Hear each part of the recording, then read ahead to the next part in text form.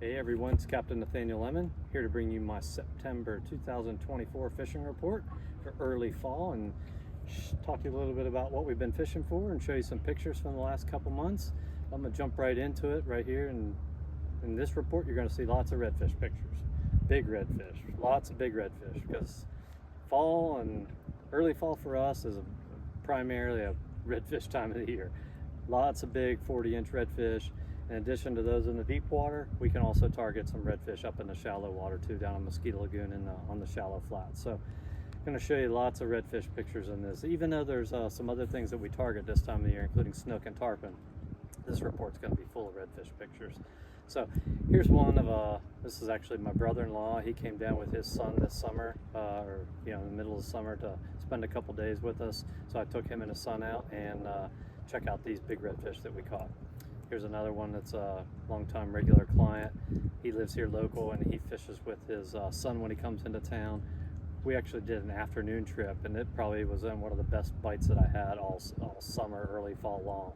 I mean, we wrecked the fish. It caught multiple big fish like this one. Here's another one. As a new client that he actually came down and wanted to do some fly fishing. He's from West Virginia, wanted to do some fly fishing. So we started off our morning with this mid 40-inch redfish on fly. What a day, right? What a way to start a day, with a big 40-inch fish on fly. Here's another new client that was referred out to me. He was looking for some big redfish. I'd say by this picture that we found them, several of them like this. This is another one of my clients that's been fishing with me quite a bit lately. We spent, I think, 4 days targeting big redfish, and this was a client or one of his clients that he brought out. This was actually his first redfish. What a redfish, right? It was setting the bar high.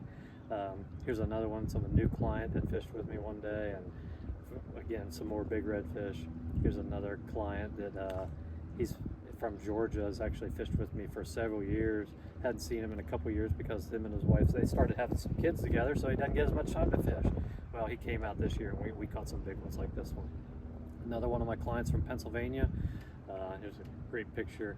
We usually spend 4 or 5 days together every year during the summertime, where he's always game for catching anything, so we can never go wrong catching multiple big redfish like this one. So as you can see, it's lots and lots of big redfish. Here's another picture here. Here's another one. It's actually, we weren't catching many big redfish, so I said maybe we should go to the flats. Took him down there, got into a school of about 100 redfish tailing, caught multiple fish. I think it was close to a double-digit day, and including some doubles like this one.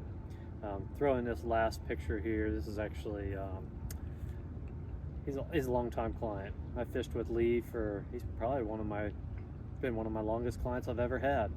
This was this trip I did with him this summer. This was him, his son, his grandson. So it's 3 generations on my boat. I'm honored for that.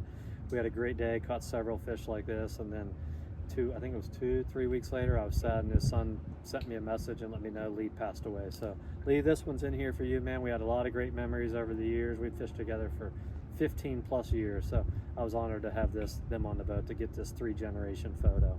So as you can see, lots of redfish, summer months. In addition to the redfish, we're also catching tarpon this time of the year. They usually are following. We have a bait run that's been going on since August. Mullet are coming in and out of the ocean, so there's lots of tarpon always following them. Actually had a couple week stretch where we caught dozens of them. It was really good. One of the best tarpon bites I've seen in a while. Since then, since they've really gotten fixated on the mullet, they've gotten really picky, and we've had very limited success since then. Tried a little bit of everything. They're just not biting when they're on those mullet pods like that. It gets really tough. So they're going to be around till about the beginning of November. We start getting some cold weather, they're going to definitely check out of the area. So we got a little bit of time left to hit those. In addition to redfish and tarpon, snook would be the other main option this time of the year. The big ones have been at the inlet all summer to spawn. Since that's kind of wrapped up, they're now moving into the backwaters.